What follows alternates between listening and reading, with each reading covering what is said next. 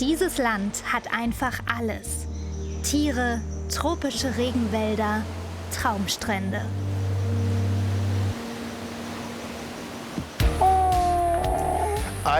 Ich muss nicht mal besonders gut Deutsch können, um das zu verstehen.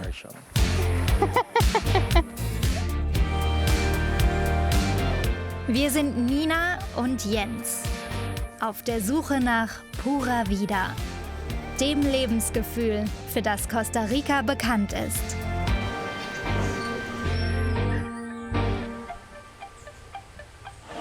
Pura Vida!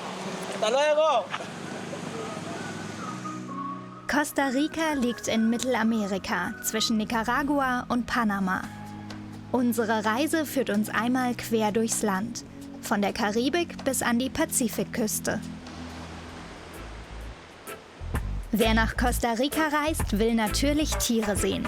Das Gandoca Manzanillo Schutzgebiet ist 10.000 Hektar groß und grenzt an Panama.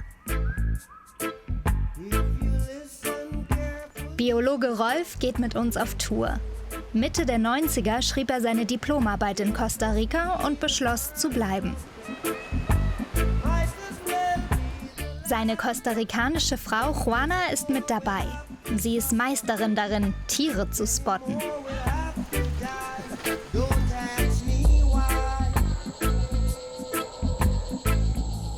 Sag mal, Rolf, wie groß ist eigentlich die Wahrscheinlichkeit, dass wir jetzt hier auf unserer netten kleinen Tour eine Schlange treffen? Die ist sehr, sehr gut, die Chance.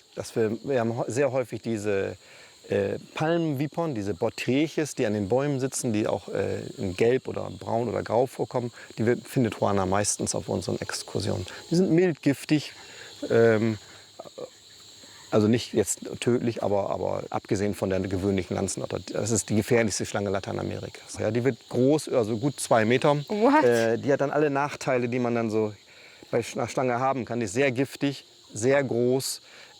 Aggressiv und liebt menschliche Nähe. Die haben wir bei uns im Garten auch schon gehabt. Unterm Auto habe ich schon mal eine gehabt, aufgerollt. Ich muss zugeben, so ganz entspannt bin ich nicht. Aber zum Glück gibt's hier überall was zu entdecken, was mich von meiner leichten Schlangenphobie ablenkt.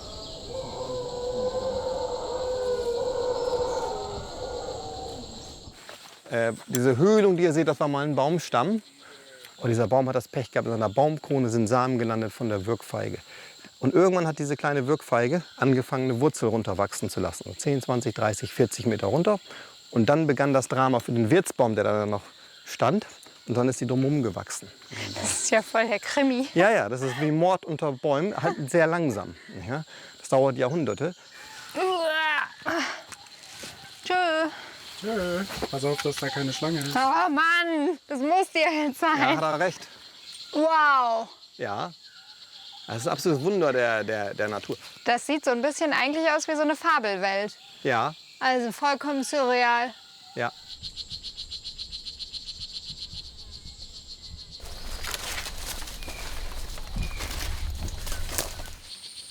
Eine Schildkröte. Ja, das ist selten übrigens. Das ist eine mittelamerikanische Schmuckschildkröte. Die ist selten geworden, bedroht. Sieht aus wie ein Krokodil, ist aber ein Kaiman. Er Kommt immer dichter. Kaimane sind kleiner und die Schnauze ist nicht so spitz wie beim Krokodil. Das hätte auch vor 10 Millionen Jahren sein können. Das ist unglaublich. Was Urzeitliches hat das immer was an sich, finde ich. Was würdest du sagen, ist der größte Unterschied mentalitätsmäßig zwischen Costa Rica und Deutschland? Hier eindeutig mehr Lebensfreude. Den Augenblick genießen, das fällt auf. Auch wenn wenig Geld da ist, am Wochenende wird an den Strand gefahren.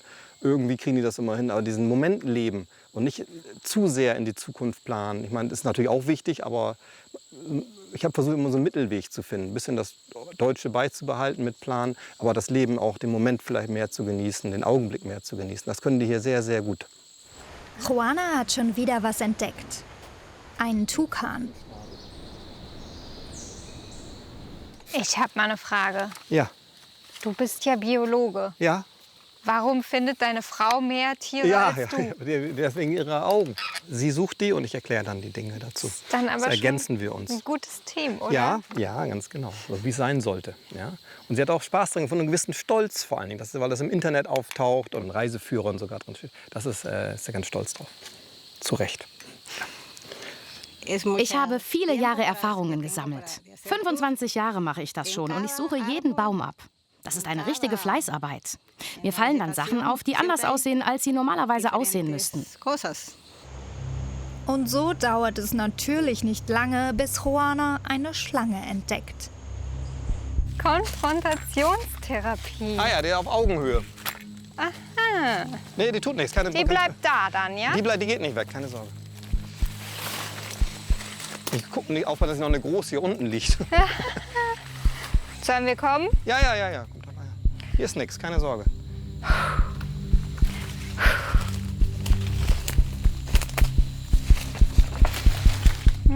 Das sind Ansitzjäger, die wartet manchmal tagelang, dass eine Gecko oder eine Eidechse vorbeikommt und die oder schnappt wir. Sich dann. Ja, Menschen. Die ist mit Sicherheit sehr, sehr schmerzhaft, der Biss, aber ja wahrscheinlich für erwachsene Menschen nicht lebensgefährlich. Die verursachen Schwellungen, Blutung, innere Blutung und sehr starke Schmerzen. Du verkaufst es gerade richtig gut. So. Hast du eigentlich nie Angst im... Nein, im Wald habe ich wirklich noch nie Angst gehabt, nein. Ich habe viel, viel mehr Angst, muss ich ganz ehrlich sagen, auf der Straße, beim Radfahren, wo Verkehr ist, wo ich das nicht berechnen kann, wo Leute Sachen machen, überhöhte Geschwindigkeit, Alkohol, was man selber nicht kontrollieren kann. Im Wald, wenn ich mich ordentlich benehme, ist das Risiko extrem gering. Da musst du jetzt relativ nah dran, ne? Um die Schönheit der Augen auch. Kein Problem. Kein Problem. So ganz nah willst du auch nicht hin, ne Jens? Ist dir Ich komm schon nicht auch näher nicht ran. geheuer. Meine Arme sind nicht länger. Kannst ja einen Schritt vortreten. Musst du nicht. Ich würde es Ach so. auch nicht tun. Das hätte jeder gemacht. Außer dir vielleicht. Ich wäre ja sehr dafür, dass wir jetzt Faultiere anschauen gehen. Ich finde, das haben wir verdient. Dran. Ja, die sind niedlich. Juana, jetzt Faultiere. Ja. Auf unserer Tour fühle ich mich manchmal wie bei einem Besuch im Gartencenter. Diese Pflanze, die hier so flach an dem Stamm emporwächst, das ist die Gattung Monstera. Die kennen viele als Zimmerpflanze in Europa, wird viel in Büros oder in Häusern gehalten. Die hat dann so diese großen geschlitzten und gelochten Blätter. Die wächst dann so ganz flach am Stamm empor, bis zu einer Stelle kommt oben, wo Licht ist. Und dann macht es dann diese völlig anderen Blätter, die so gelocht und geschlitzt sind. Was die übrigens macht, damit die Blätter darunter auch Licht bekommen. Deswegen sind da Löcher dran.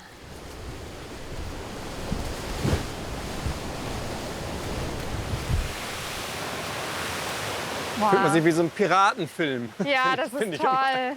Ja. Aus dem tiefsten Wald ans Meer, Ja, das ist echt ganz sauber. toll. Und sonst die Küste ist unglaublich ursprünglich. Und der Wald bis ans Meer.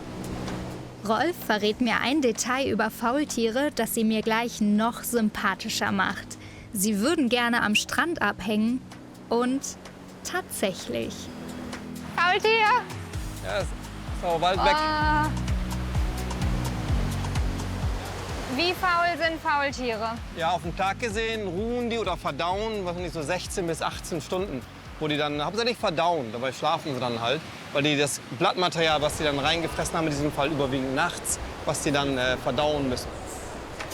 Das hier ist ein Dreifinger-Faultier. Erkennt man an den 3 Krallen.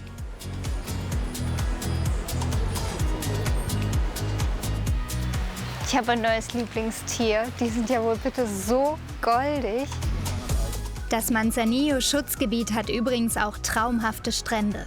Die sind gut besucht. Den Wald hingegen hatten wir ganz für uns allein.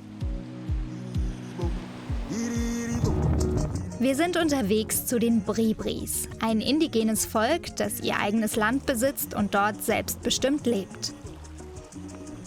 Die Bribris sprechen ihre eigene Sprache, aber auch Spanisch. Einige öffnen sich langsam für den Tourismus.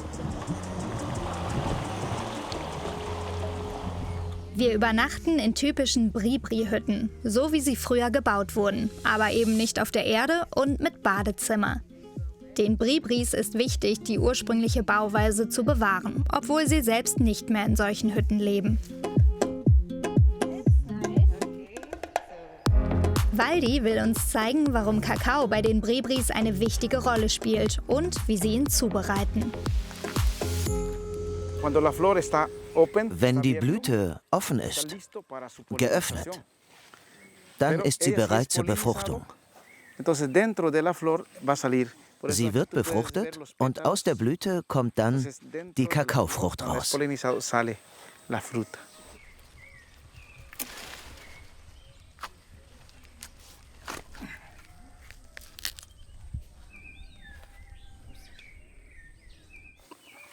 Schmeckt ein bisschen wie Mango. Aha, Mango. Ähnlich wie Mango, oder? Schleimig. Es solo chuparlo, no comer. So einen nussigen Mango. Darfst du nicht runterschlucken, ne? Das ist die Kakaobohne. Ups. No pasa nada, no se preocupe. Ja, weg ist sie. Da sollte doch Schokolade draus werden. No sabe a chocolate. War lecker. Die Bribri-Indigenen benutzen es für Zeremonien, zum Beispiel bei Geburten und Todesfällen. Nachdem die Kakaobohnen 7 Tage fermentiert wurden, werden sie geröstet. Kakao zu essen ist gesund. Der Kakao enthält Serotonin, das das Gehirn mit Nährstoffen versorgt. Vielleicht gibt es deshalb keine Bribris mit Alzheimer. Jetzt muss noch die dünne Schale ab. Die ist leichter als die Kakaobohne und fliegt durch diese Technik aus der Schale.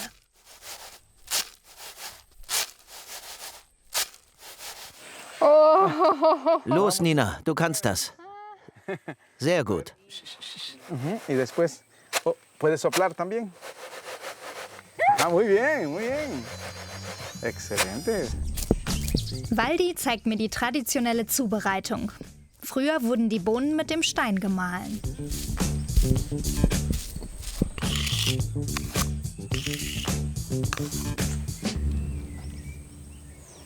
Chocolate.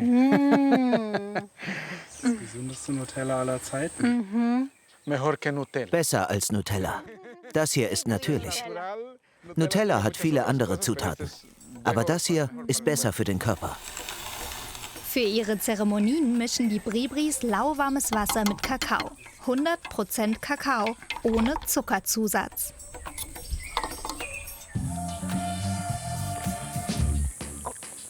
Schmeckt sehr wässrig, also für Schokolade kann ich mir schon noch bessere Einsatzorte vorstellen als lauwarmes Wasser, aber es ist bestimmt sehr gesund.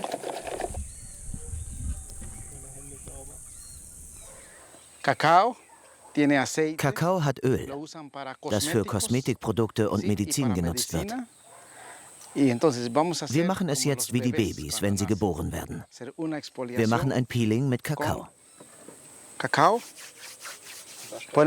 Du nimmst ziemlich viel in deine Hände. Dann verreibst du es in deinem Gesicht und dann machst du das. So bekommst du eine Erfahrung wie Kinder, wie Neugeborene. Und es ist sehr gut, denn das hier ist ein Naturprodukt ohne Chemie. Und es reinigt dein Gesicht. Danach kannst du dein Gesicht waschen. 10 Minuten, nur mit Wasser. Das ist alles. Lavarse 10 minutos en agua y nada más. Das ist wie ein Peeling. Das riecht gut. Waldi macht dieses Beauty-Treatment jeden Tag. Natürliches Anti-Aging, sagt er. Das ist so krass, weil das so ölig ist und es macht, man merkt jetzt schon so richtig, dass die Haut voll viel Feuchtigkeit aufgenommen hat. Oh, guck mal, der trägt gefärbte Augenbrauen. Sehr gut. Einen Einblick in die Kultur der Bribris zu bekommen, war ein Erlebnis. Und unsere Haut fühlt sich dank Schoki schön weich an. Wir sind im Bezirk Toro Amarillo und hier wartet eine Kostprobe der besonderen Art auf uns. Hector will mir hier die schönsten Wasserfälle zeigen.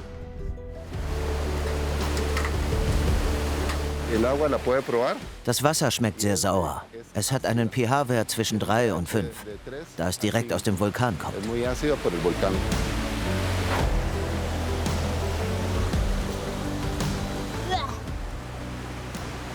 Das ist so sauer, das schmeckt wie eine Zitrone. Ist das oder? Geil. Ja, damit kann man auf jeden Fall einen Salat snacken.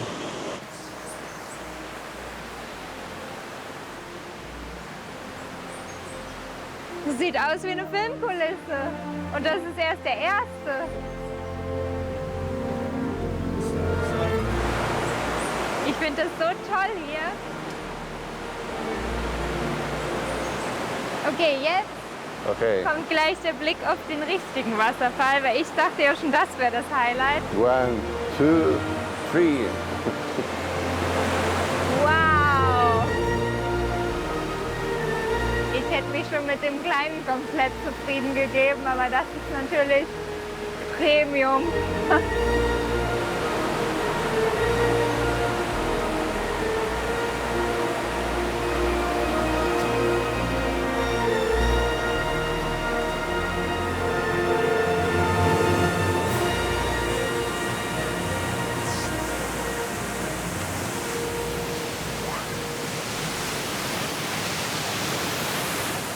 Das brennt richtig in den Augen, weil das ja so sauer ist, das Wasser. Uah. Viele Wasserfälle sind auf privaten Grundstücken.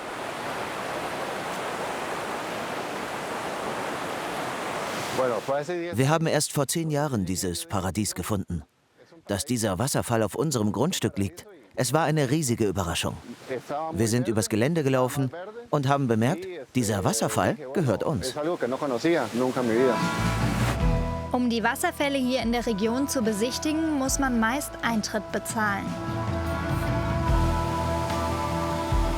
Bekommt dafür aber auch unvergessliche Aussichten.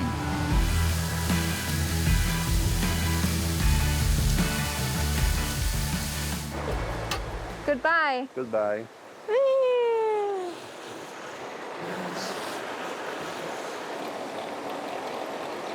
Voll der gute Service hier. Muchas gracias.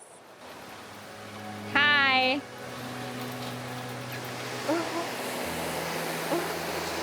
Da muss man echt schwindelfrei sein. Krass. 155 Meter geht es hier runter.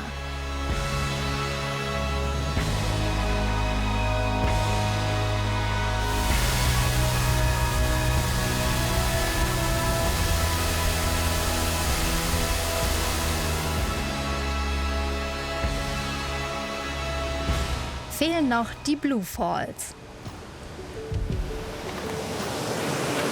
Wow. Wow.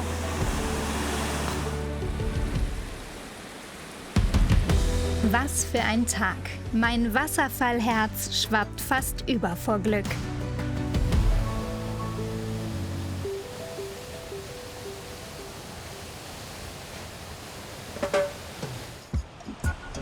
Uns zieht es nochmal an die karibische Küste. Die ist geprägt von afro-karibischer Kultur. Mitte des 18. Jahrhunderts ließen sich afro-jamaikanische Schildkrötenjäger hier nieder. Anfang des 20. Jahrhunderts kamen tausende Menschen aus Jamaika, um hier auf den großen Bananenplantagen zu arbeiten. Sie beeinflussen bis heute die Musik und das Leben hier.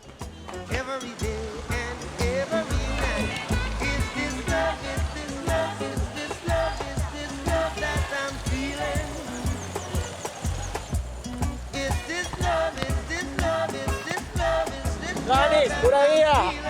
Hasta luego.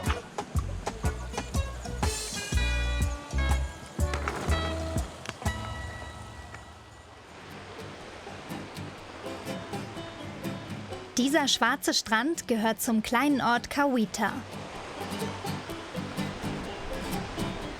Das Dorf ist bekannt für seine karibische Küche.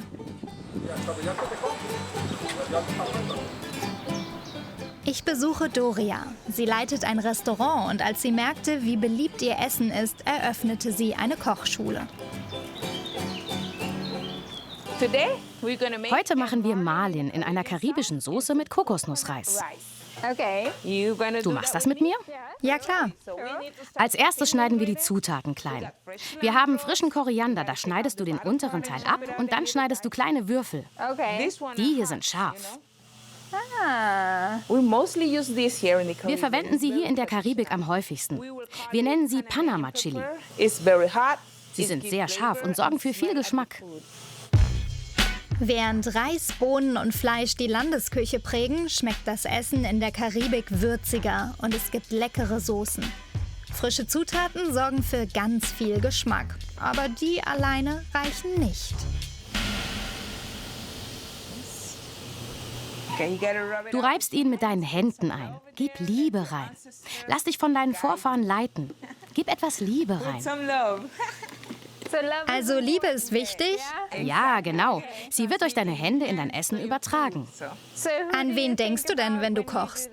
Ich denke an meine Kinder, dass sie das Essen lieben. Meine Mama sagte, der erste Teller ist für die wichtigste Person im Haus. Du bekommst ihn heute. Du bist wichtig. Ich habe Glück. Du bist die Chefin in dieser Küche. Du musst die Kontrolle behalten. Langsam, sonst verbrennst du dich. Denk dran, du bist der Boss. Zu Hause haben wir all die traditionellen Gerichte zubereitet. Ich erinnere mich, dass meine Mutter, als ich 8 war, diese frittierten Teigtaschen gemacht hat. Die machen wir jetzt auch. Die waren so unglaublich lecker. Also bin ich zum Laden gerannt, habe 1 Kilo Mehl und Backpulver gekauft und gesagt, Mama, kannst du mir die nochmal machen? Und sie sagte, ja. Einen Tag später sagte sie nochmal, ja. Am 2. Tag sagte sie, jetzt mache ich sie dir nicht mehr. Die musst du selbst machen. Heute sind sie eins meiner besten Gerichte im Restaurant. Alle lieben sie. Und dabei ist es ganz simpel. Mehl, Backpulver, Butter, Zucker und Wasser. Dann wird geknetet. Ihren Söhnen hat sie das Kochen beigebracht. Keine Selbstverständlichkeit hier. Kochen die Männer deiner Generation? Nein. Nein? Wir haben hier ein System namens Patriarchat. Das haben wir in Deutschland auch. Die Frau macht hier alles. Sie ist diejenige, die kocht, sich um die Kinder kümmert und um den Haushalt. Ich habe mich entschieden, dass ich diejenige sein will, die arbeitet. Deshalb bin ich Single. Mit ihrem Business ist sie richtig erfolgreich. Unsere Teigfladen werden in heißem Fett ausgebacken.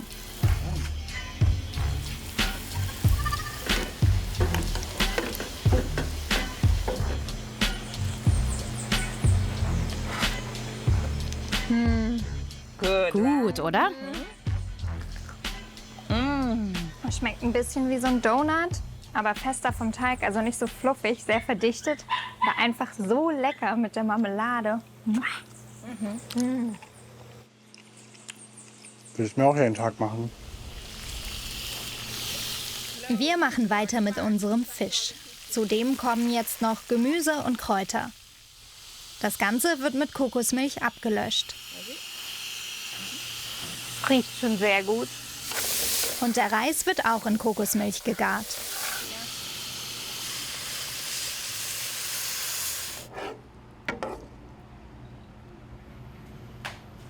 Süßer Reis und dann der herzhafte Fisch dazu mit der Kokosmilch. Das ist eine sehr, sehr gute Kombi. Bye, bye. Bye, bye. Unsere Reise führt uns nach Monteverde, um die einzigartigen Nebelwälder zu sehen. Das Reserva Monteverde wird von einer NGO verwaltet. Nur 200 Besucherinnen und Besucher pro Tag sind erlaubt. Mehr würde die Tiere stören. Wir dürfen noch vor der offiziellen Öffnungszeit rein. Hier wird das Verhalten einer der begehrtesten Vogelarten Costa Ricas erforscht. Der Quetzal lebt ausschließlich in Wolken- oder Nebelwäldern. Er ist als Vogel der Götter bekannt und ich will ihn unbedingt sehen. Der ist so schön und wir haben ja so ein Glück, dass wir den sehen. Ich hätte nie gedacht, dass wir den hier sehen in Costa Rica. Und direkt 5 Minuten, zack, Quetzal, check. Yes. Das hier ist das Männchen. Aber wir bekommen auch das Weibchen vor die Linse. Das Nest wird vom Team überwacht.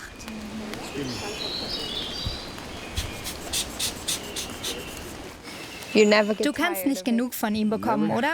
Niemals. Ich glaube nicht, dass wir uns an einem so schönen Vogel wie dem Quetzal satt sehen können. Vor allem, Weil wir uns große Sorgen machen, da er sehr gefährdet ist. Wie entsteht dieser besondere Lebensraum, so ein Nebelwald überhaupt? Feuchtwarme Winde von der Karibik ziehen hier rüber und kühlen an den Hügeln ab. In Monteverde fühlt sich die Luft total feucht an. Das ist hauptsächlich das, was wir als horizontalen Regen bezeichnen. Das ist der Nebel und die Wolken, die auf die Bäume treffen. Und das Moos ist wie ein Schwamm und saugt die Feuchtigkeit auf.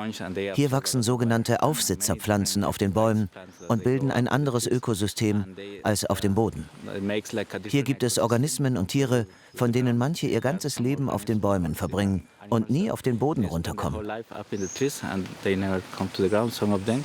Doch dieses sensible Ökosystem ist bedroht. Es gibt längere Trockenperioden und es wird wärmer. Also kommen mehr Tiere aus tieferen Lagen.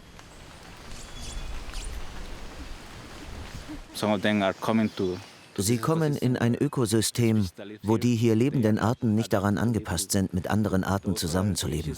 Einige von ihnen sind Raubtiere oder konkurrieren mit ihnen um Nester oder Nahrung.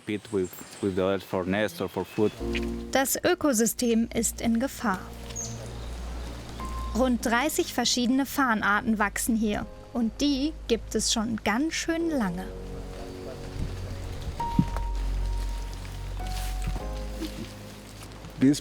Diese Pflanzen gehören wahrscheinlich zu den ältesten Pflanzen, die wir in der Natur finden. Dinosaurier ernährten sich früher von einigen Farnarten. Heute gibt es nicht mehr viele Lebewesen, die sich von ihnen ernähren. Vielleicht noch eine bestimmte Schmetterlingsart, die ihre Eier ablegt, aus denen dann Raupen schlüpfen, die die Blätter fressen. Aber es gibt nicht mehr viele, die sich von Farnen ernähren können. Nur 2% der Fläche des Naturparks sind für Touris zugänglich. Die Einnahmen fließen in den Schutz des Waldes und sorgen dafür, dass noch mehr Fläche dazugekauft werden kann. Monteverde fühlt sich ein bisschen an wie ein Märchenwald. Und dieser wichtige Lebensraum muss unbedingt erhalten werden.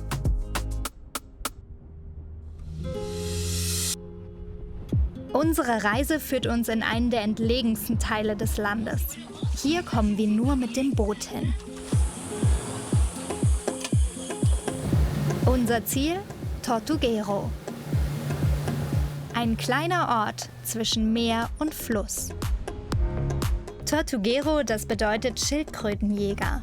Früher lebten die Menschen hier vom Handel mit Schildkrötenpanzern, Eiern und Schildkrötenfleisch. Diese Zeiten sind zum Glück vorbei. Seit 10 Jahren ist es das Zuhause von Jessica. Mit ihr erkunden wir den Nationalpark mit dem Elektroboot. Die Spanischlehrerin aus Niedersachsen verliebte sich auf einer Reise nicht nur in das Land. Ihren Mann lernen wir später noch kennen.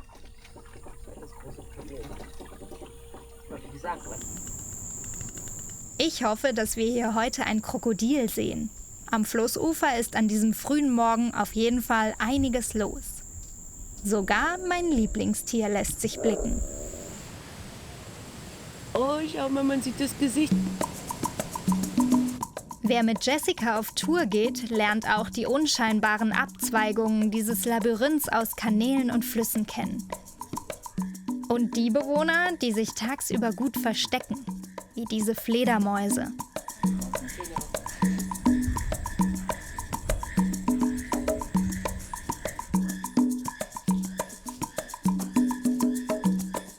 Kannst du dich noch daran erinnern, als du diesen Ort zum allerersten Mal gesehen hast und wie dein Gefühl damals war? Ich kann mich erinnern, dass mein erster Gedanke war, dass es zumindest zu dem Zeitpunkt mit Sicherheit einer der originalsten Orte sozusagen war, die ich während meiner ganzen Reise gesehen habe. Das war halt das klassische Dörfchen irgendwo verloren im Nirgendwo in der Karibik. Da muss ich ja jetzt direkt fragen, was war zuerst da? Die Liebe für Tortuguero oder die Liebe für einen besonderen Mann, der hier wohnte? Das ist eine gute Frage. Der Ort von vornherein hat mich fasziniert. Trotzdem glaube ich nicht, da will ich auch ganz ehrlich sein, dass ich mein Leben in Tortuguero verbracht hätte, wenn ich meinen Mann nicht kennengelernt hätte. Jessica tauschte ihren Beruf der Gymnasiallehrerin gegen den Job als Naturführerin. Das ist ganz klassisch für unseren kompletten Wald hier. Unsere Wurzeln verlaufen fast alle oberflächlich. Das führt dazu, dass die Leute zum Teil unseren Wald mit Mangroven verwechseln. Mangroven haben wir hier keine. Das ist tropischer Regenwald, was wir hier haben. Trotzdem ist das Phänomen aus den Mangroven bekannt. Der Grund, aus dem unsere Wurzeln hier praktisch alle oberflächlich verlaufen, ist, dass die meisten Nährstoffe sich an der Oberfläche befinden. Ob wir noch ein Krokodil vor die Linse bekommen?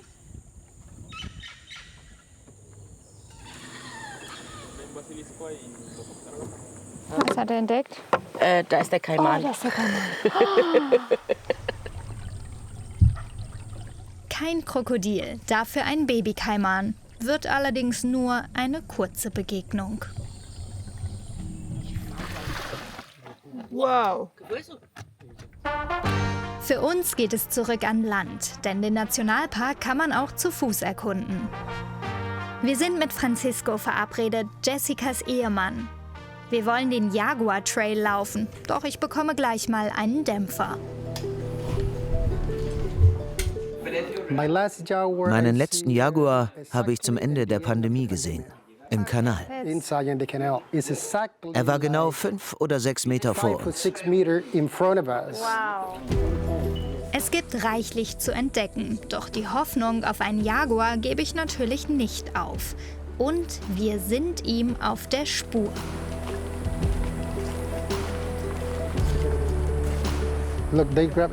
Schau, der Krallenabdruck hier und auf dieser Seite. Schau, mit dem hinteren Bein hier und dem vorderen genau hier. Der Strand vom Nationalpark ist bekannt für die vielen Schildkröten, die zum Nisten herkommen. Von Juli bis Oktober nisten hier grüne Meeresschildkröten. Im Moment ist keine Nistsaison. Doch der Strand ist nicht nur bei Schildkröten beliebt, sondern auch bei Jaguaren. Der ist riesig. Der sieht noch frisch aus. Ja, das ist er. Vielleicht von heute Morgen. Siehst du? Die Krallen zeigen in diese Richtung, diese in die andere Richtung. Vielleicht gar nicht so schlecht, dass wir ihn knapp verpasst haben. Die Faultiermutter und ihr Junges beim gemütlichen Mampfen sind auch viel sympathischer.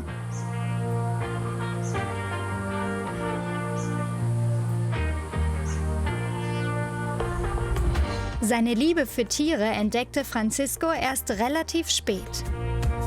Es ist unglaublich, denn als ich ein Kind war, bin ich hinter Tieren hergerannt, um sie zu töten.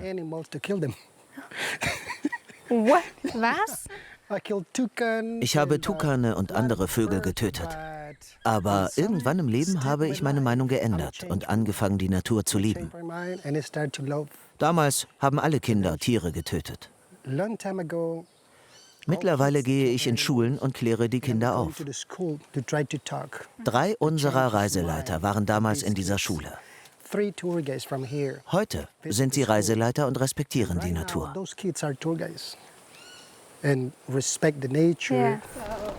Und auch in der Liebe hat sich bei Francisco einiges geändert.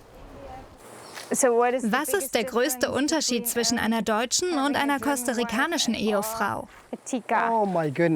Oh mein Gott, das ist eine gute Frage. Sehr gute Frage. Das ist ein großer Unterschied. Ja, warum? Es ist ein wirklich großer Unterschied zwischen den Kulturen. In Costa Rica sagen wir nie, entschuldige, ich möchte dorthin gehen. Man zieht einfach seine Schuhe und Kleidung an und geht. Man sagt nie, wo man hingeht. Einer deutschen Frau muss man das sagen. Man muss mit ihr sprechen und es ihr erzählen. Bei einer Costa Ricanerin macht man das nie. Aber wenn ich jetzt irgendwo hingehe, sage ich, Jessica, ich möchte dorthin gehen. Okay, sehr gut. Oder sie sagt, Francis, ich gehe zum Supermarkt. Aber am Ende frage ich, warum musstest du mir das jetzt sagen? Das ist ein kleiner Unterschied. Tortuguero zu Land und Wasser entdecken lohnt sich. Zum Abschluss sind wir bei Jessica und Francisco eingeladen. Hey, komm rein. Dankeschön. Gerne, rein spaziert. Wir machen ja heute Fusion-Küche, wie man so schön neudeutsch sagt. Ne? Du machst erstmal einen Kartoffelpü. Ich mache erstmal einen ordentlichen Kartoffelpü. Genau. Ich mache erstmal einen guten deutschen Kartoffelpü und dann das karibische Pollo al Coco, also sprich das Hühnchen in Kokossoße. Das dürfte somit eins der berühmtesten Gerichte der Karibikküste hier bei uns sein. Das Hühnchen bereitet Francisco zu. Das Beste aus beiden Welten. Und wir lernen Tochter Lina kennen, benannt nach Jessicas Großmutter. Diese karibische Kokossoße mit Kartoffelpüree ist eine Kombi, die man probieren sollte. Das ist so lecker. Kommt auf jeden Fall auf meine neue Kochen-Bucketlist. Deutsch-kostarikanische Gastfreundschaft. Was für ein herzerfüllender Abschied von Tortuguero. Ciao, gute Nacht, schlaf gut.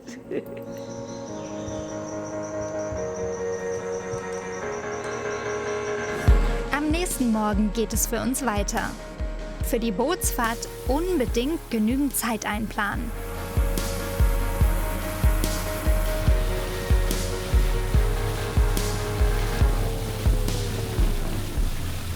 So Jens, jetzt hängen wir auf der Sandbank.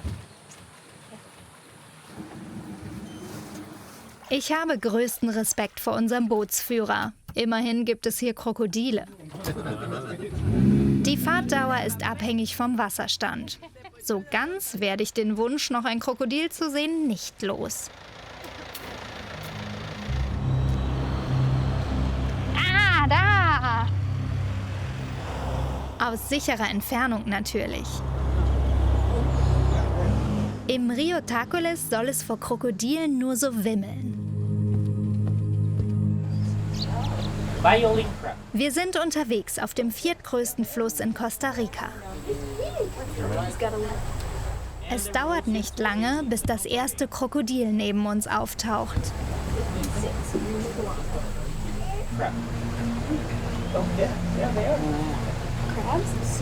So wirklich entspannt bin ich nicht, denn wir kommen den bis zu 4 Meter langen Tieren ganz schön nach. Gustavo arbeitet hier als Guide. Er kennt die Gegend seit seiner Kindheit. Erinnerst du dich noch an das erste Krokodil, das du gesehen hast? Ich war damals etwa 5 Jahre alt. Es war unglaublich, denn es war auf demselben Fluss in einem dieser Boote. Das war eine echte Überraschung für mich, denn ich hatte gerade erst Dinosaurier im Fernsehen gesehen. Ich hätte es also nie erwartet, Dinosaurier im echten Leben zu sehen. Aber ich sah ein Krokodil und dachte, ein lebender Dinosaurier. Das war unglaublich und sie faszinieren mich auch noch nach 20 Jahren. Besonders, wenn es Nachwuchs gibt.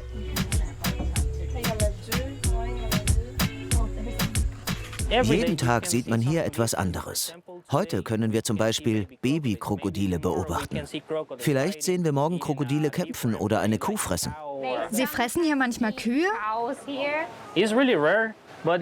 Das ist wirklich selten und liegt hauptsächlich daran, dass die Kühe hier reinfallen. Die Krokodile fressen sie dann.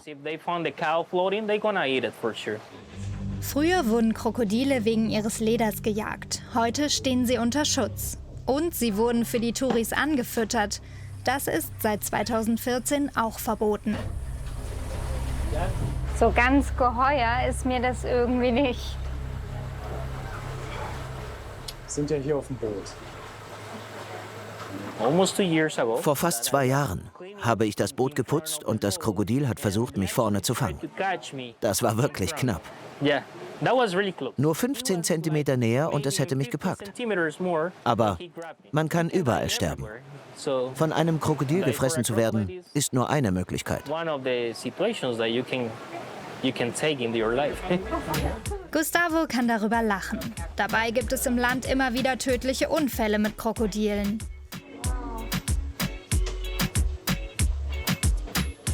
Das war toll, denen mal so nahe zu kommen, aber irgendwie gleichzeitig auch sehr, sehr beängstigend. Man hatte immer so ein bisschen den Wunsch, da mal so drüber zu streichen über den Rücken. Wäre wahrscheinlich nicht so eine gute Idee gewesen, aber es war auf jeden Fall beeindruckend. Das hier soll einer der schönsten Strände des Landes sein. der Playa Conchal an der Pazifikküste. La Choncha bedeutet Muschelschale und genau aus denen besteht der Strand.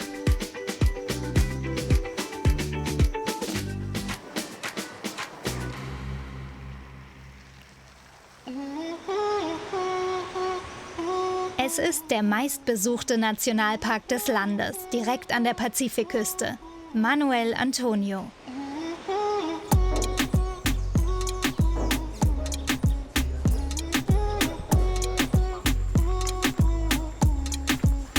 Unterwegs sind wir mit Raúl. Obwohl er einen Master in Business Administration hat, war ihm das Leben in der Natur wichtiger. Und so schmiss er seinen Bürojob und wurde Naturführer. Diese Ameisenstraße wird vor den Besuchermassen geschützt. Was ist das? Eine Affenbürste. Affen benutzen sie wie einen Loofah-Schwamm, um sich zu reinigen. Wenn sie sich also reinigen oder Insekten entfernen wollen, tun sie es auf diese Weise. Sie benutzen sie also wie eine Bürste? Genau. Sehr schlau. Deshalb der Name Affenbürste. Hier auf der Haut merkt man es noch mehr. Wow. Es fühlt sich gut an, oder? Ja, ein bisschen kratzig.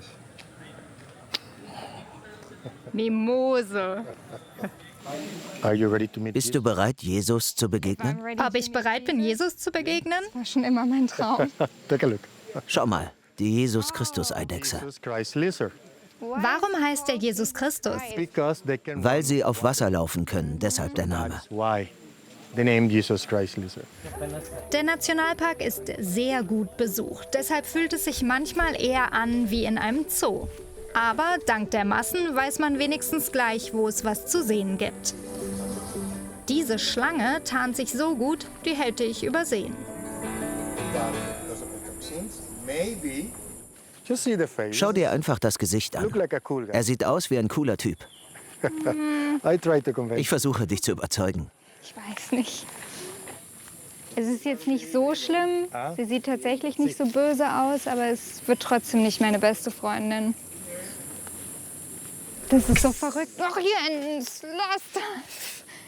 Ich versuche hier gerade über meine Ängste hinauszuwachsen und du ruinierst es.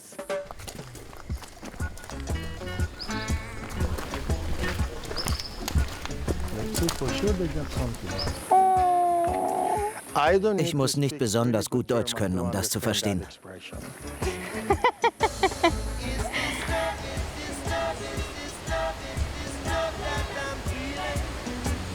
Das ist so süß.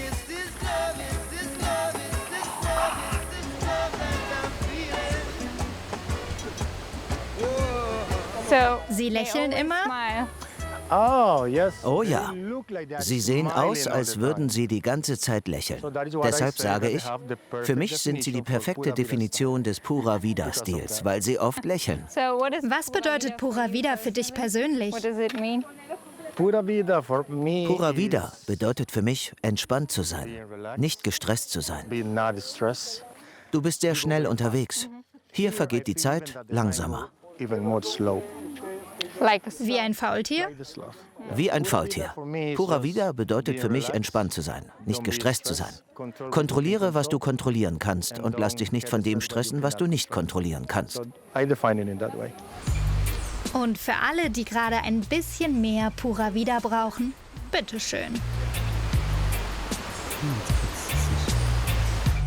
Ein Highlight, der traumhafte Strand. Im beliebtesten Nationalpark des Landes ist man selten allein. Das trübt das Naturerlebnis ein wenig. Aber dafür gibt's traumhafte Aussichten und viele Tiere.